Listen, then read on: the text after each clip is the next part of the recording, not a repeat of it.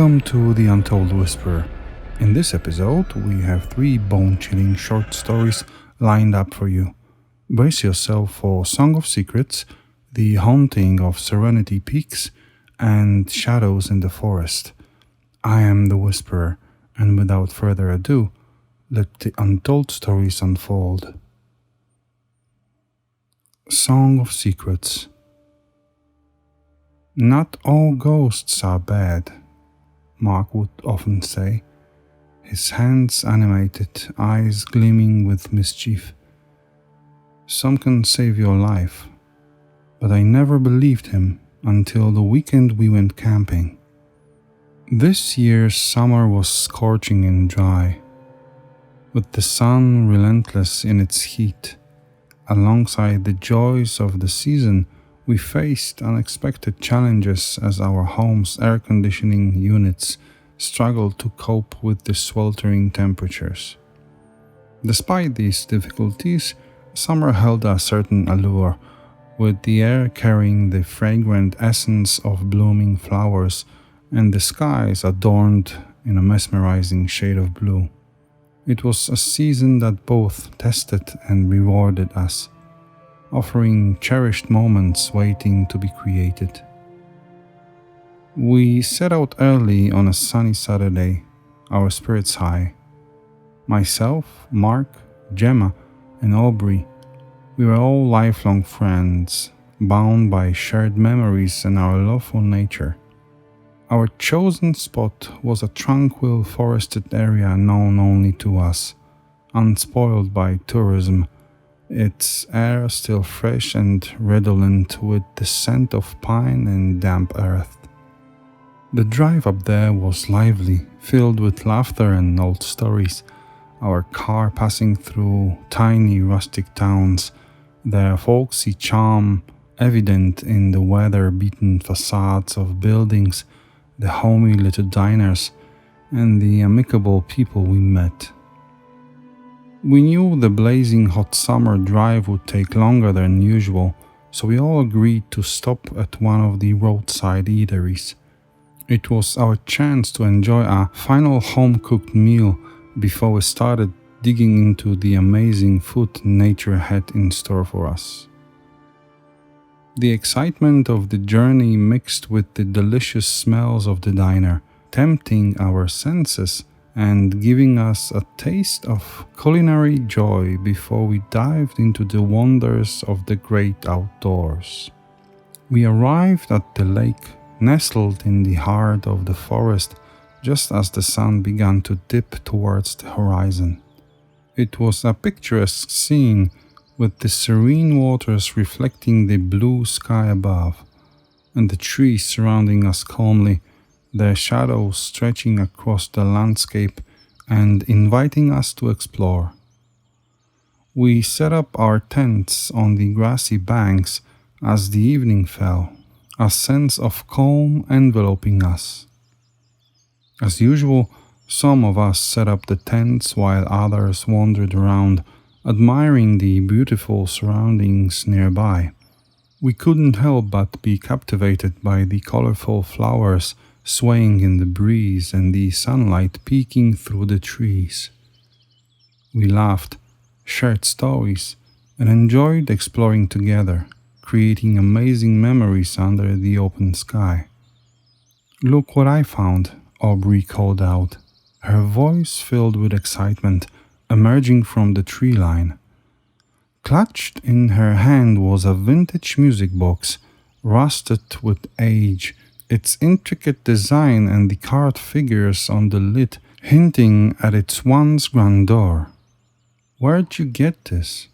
Mark asked, his eyes lighting up with curiosity. "In that old cabin, just there."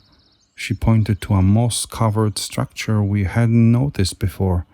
The cabin, hidden amidst the forest embrace, had an intriguing aura, lending an air of mystery to our adventure. The music box lid was stuck, so we decided to take care of it later. The night was coming in quickly, so we huddled around the campfire, the cool air around us filled with the soft crackling of the fire and our voices. Mark took the music box, his nimble fingers brushing against the rusty clasp. With a creaking sound, the lid opened, revealing a well preserved interior. As the soft notes of a haunting melody filled the air, a strange sensation crept over us. It was eerily beautiful, reverberating through the silence of the forest, making the hairs on our arms stand on end. "Do you hear that?" Gemma whispered, her eyes wide as she looked at us. It wasn't just the music. A soft, ethereal hum seemed to accompany the melody, barely audible, as if someone was humming, just at the tree line. Goosebumps pricked our skin, but we couldn't ignore the strange calm the melody induced. With the music box providing an unexpected soundtrack, we paused in our preparations and took a step closer to the trees, captivated by the enchanting melody. The forest lay quiet and still around us, the trees swaying gently in the night breeze, the stars twinkling overhead like a canopy of tiny fairy lights. There was no sign of anyone or anything that could have been humming. It reminded me of the Schumann resonances, a natural phenomenon where the Earth's electromagnetic field resonates at specific frequencies. These frequencies, often described as the Earth's heartbeat, are normally beyond our hearing range, but this time they were surprisingly audible. It felt as if all the harmonies of the earth and nature surrounding us had converged in unison. The sounds brought a sense of tranquility, soothing our minds and connecting us to the peaceful rhythms of the world. However, the girls were a bit shaken by this. Gemma even suggested we should head back home, but we convinced her otherwise, despite the eeriness of the situation. We decided to stay the night. A strange feeling of calm surrounded us as the melody gently put us to sleep. The mysterious hummer's presence felt reassuring, soothing us in the darkness. Aubrey couldn't fall asleep. With friends in the other tent already snoring, her curiosity got the better of her. The mysterious music box. She quietly opened it, and together we listened to the enchanting tune, captivated by its melody in silent awe. Little did we realize, we eventually drifted off to sleep with the music still playing, completely unaware of its lingering presence throughout the night. The morning dawned bright and clear, bringing with it a chilling realization. As we stepped out of our tents, we found that the neighboring forest had been ravaged by a fire during the night. The once lush and vibrant greens were now charred and smoky, a stark contrast to our untouched campsite. It felt surreal. Standing on the edge of this scorched earth, the smell of charred wood filling our nostrils. Our campsite protected by an invisible boundary, the embers failing to cross into our sanctuary. "The music box," Gemma whispered, her voice shaky as she made the connection. We all turned to look at the innocuous wooden object lying on the picnic table. The haunting melody had ceased at dawn, the soft humming fading away as the first rays of sun pierced the canopy.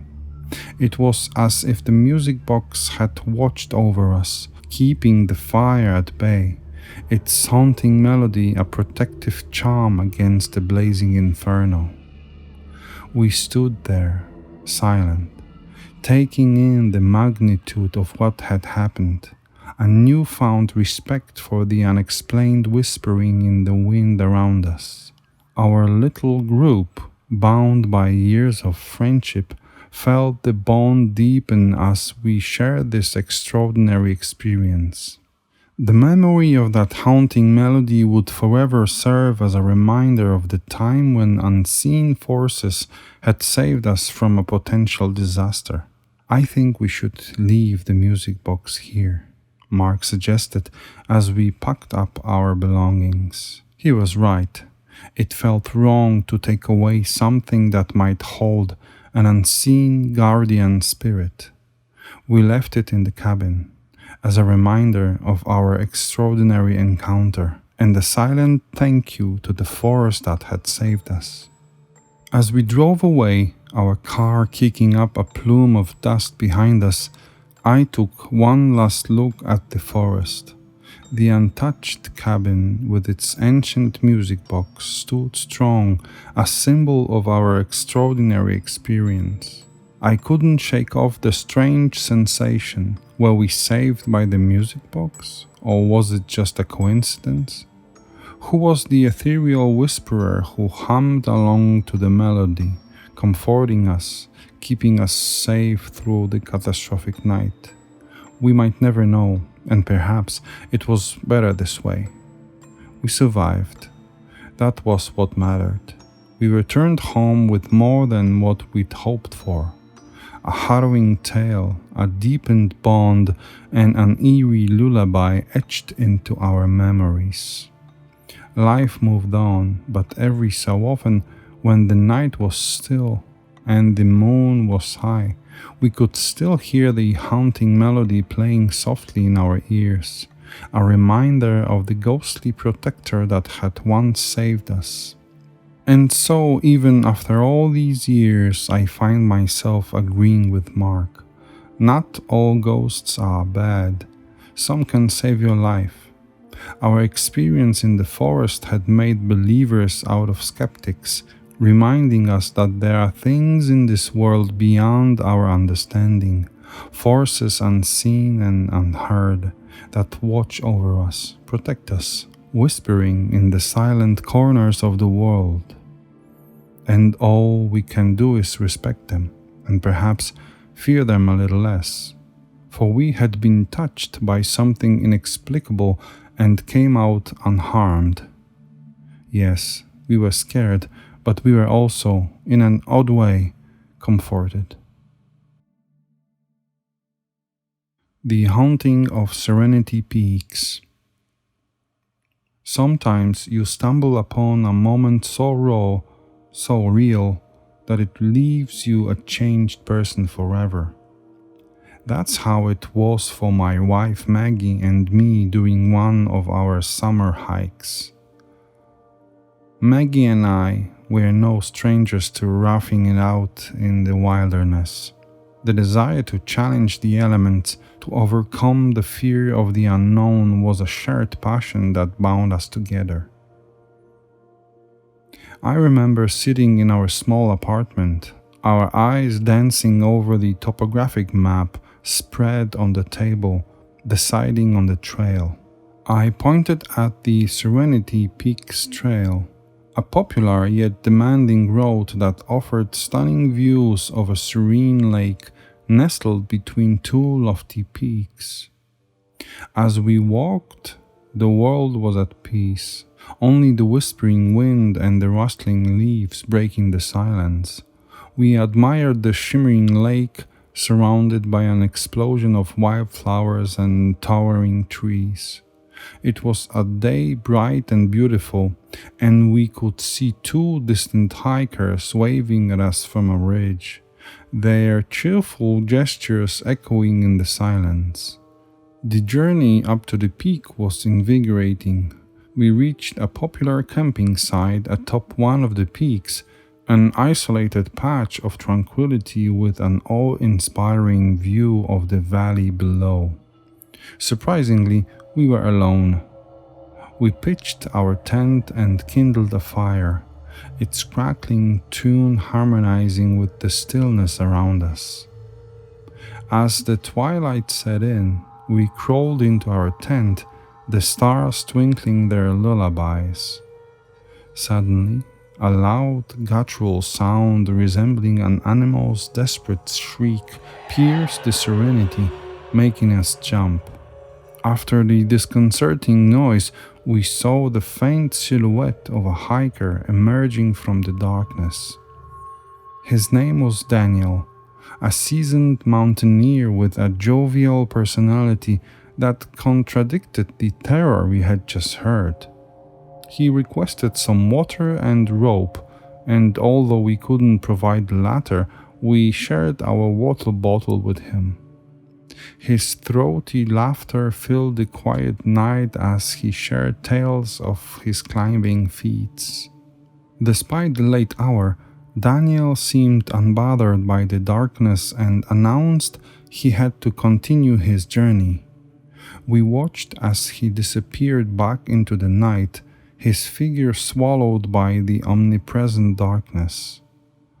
Morning arrived, bringing with it a sense of normality. We had a quick breakfast, repacked our gear, and prepared ourselves for the descent. The morning sun painted the valley in a fresh coat of gold, its soft light soothing our disturbed minds. As we started down, the landscape began to shift. The whispering winds were now harsh, and the tranquil lake looked eerily calm. But then our heart stopped. There, in the creek, was a body. Lifeless, with its mountaineering gear still intact. About 60 feet above, on a rock shelf, lay another, equally still, equally silent.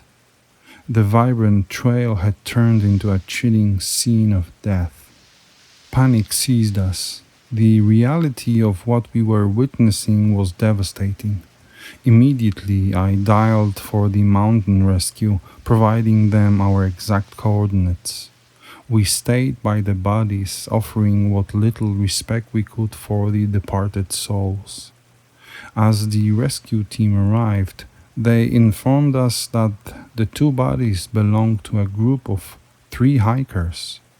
My heart pounded as I asked, "And the third one?" "We are still looking for him." The search mission stretched out over 4 grueling days. The once popular Serenity Peaks trail was now a bustling hive of rescue personnel and investigators. But despite their tireless efforts, the third hiker remained elusive. Each passing day added a layer of mystery and dread to the already grim situation. As the rescue operation concluded, Maggie and I, out of morbid curiosity, attended the public service for the deceased hikers. As we observed this sea of mournful faces, a familiar face in one of the photographs stopped us in our tracks. It was Daniel. His jovial face was frozen in a photograph, labeled as the third hiker, the missing one. His full name was Daniel McCauley, an experienced mountaineer known for his daring expeditions and infectious laughter. But here he was, just a smiling picture on a stand, a man lost to the mountains. Our minds reeled. How was this possible? Was the man who shared stories with us, who laughed and drank our water, the same man who was now missing, presumed dead? Was he already a ghost when he visited our campsite, or was he a man lost, shocked, on the brink of a terrible fate? How did he seem so calm, so normal? But then again, how does one act when on the cusp of oblivion? The grief in the room was palpable. We were surrounded by people mourning the loss of loved ones, taken too soon by the unforgiving mountains they loved to conquer. In the end, all we knew was that they were not amateurs. They had prepared and carried all their safety equipment. They had trusted their skills, their bond, and their love for the mountains. Yet the mountain had betrayed them, shrouding them in an eternal sleep under the starlit sky. The silence, the stillness, the peace of the camping site. It all felt terribly haunting now. In life, there are moments that sear into one's soul, forever altering the fabric of existence. Serenity Peaks Trail became our crucible, stripping us of our innocence, delivering a stark reminder that nature, in all its ethereal beauty, harbors a ferocity that renders us insignificant. And the echoes of Daniel's laughter, now bittersweet and ghostly, whisper in our ears. A haunting refrain from that fateful night spent upon the serene peaks. Shadows in the forest. Darkness falls differently in the forest, you know. That's how I'd start if you'd ask me about that camping trip we took. There were 9 of us, all friends since high school. We thought we knew each other. It was the summer after our junior year at college, and we were just seeking a break from the grueling exams, so a camping trip by the lake seemed perfect. We piled into Brad's old van, bags crammed in the trunk, and us in the back, knees knocking. In the van, Jack was belting out old Beatles songs while Stephen rattled on about his latest crush. Amanda, ever the peacekeeper, tried to quieten them both.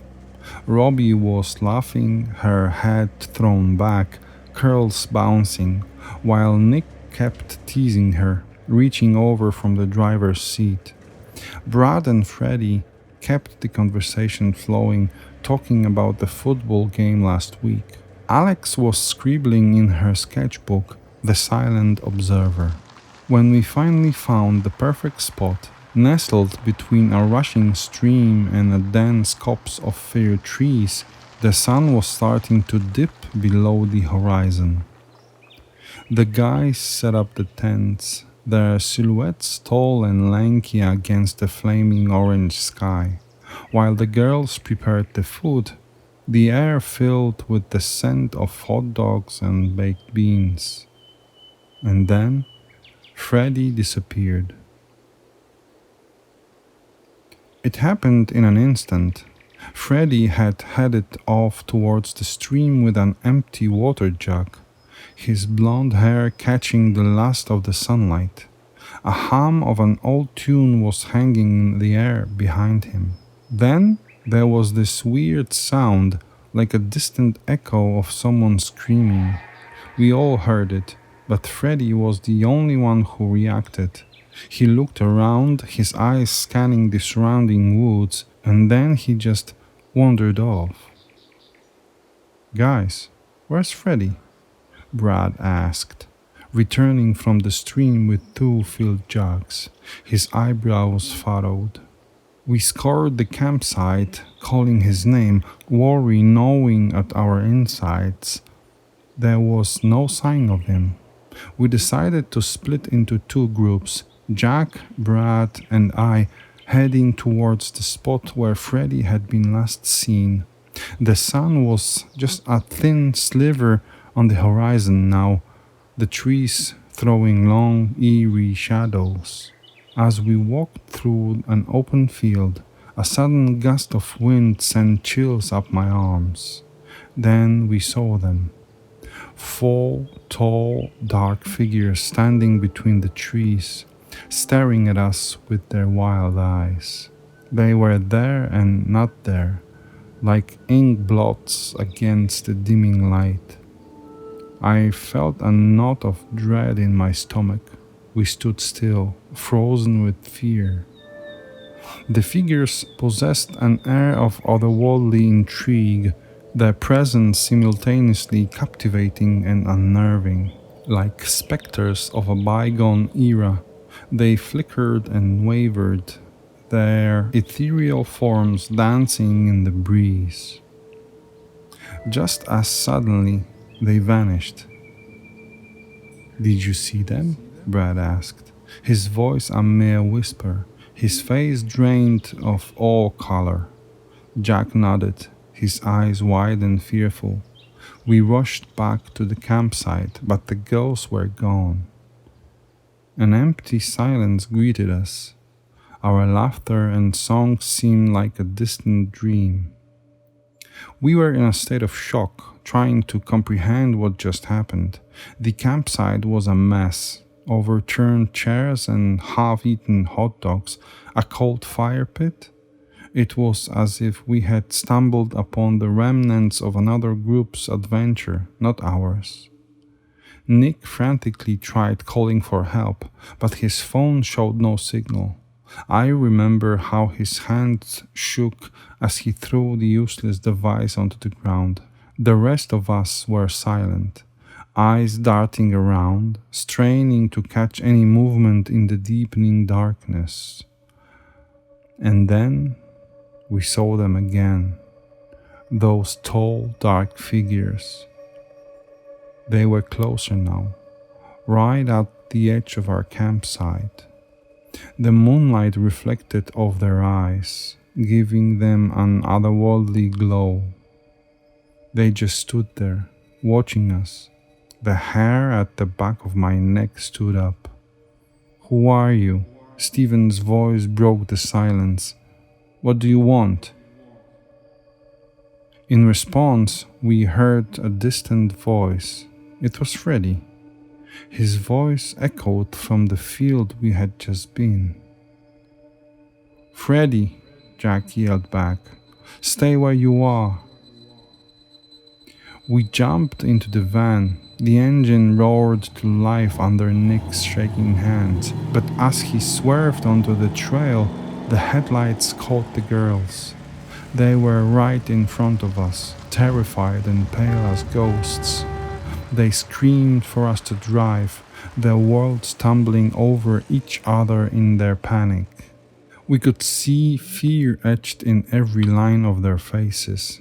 They scrambled into the van, their words a jumbled mess of cries and half-explanations. None of us understood anything except for one clear message: we had to leave. As we rattled down the dirt road, Amanda began to sob. Robbie sat silently, staring into space. Alex clutched her sketchbook, white-knuckled. "We can't leave him," Brad suddenly blurted out, his gaze fixated on the rear-view mirror. We followed his gaze, our hearts hammering in our chests. We could see the dark figure standing about 50 yards behind us.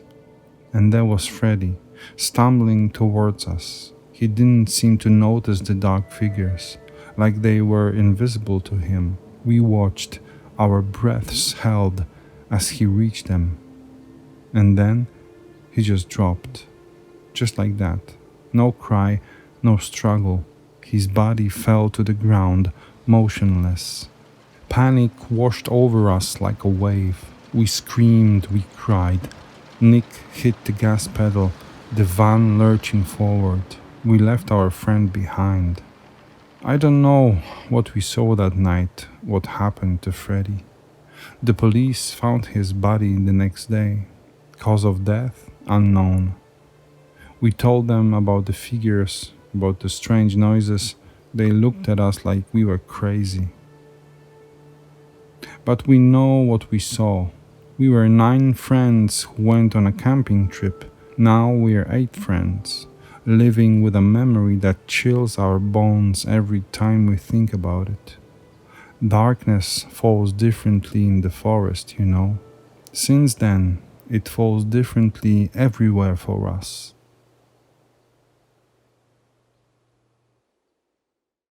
If you've enjoyed these stories, I appreciate your support through likes, shares, and subscriptions. Stay connected with me on Twitter at Untold Whisperer for more updates and exclusive content. Until we meet again for another exploration into the unknown, Remember to stay curious, stay vigilant, and as always, stay untold. This is the Untold Whisperer, signing off.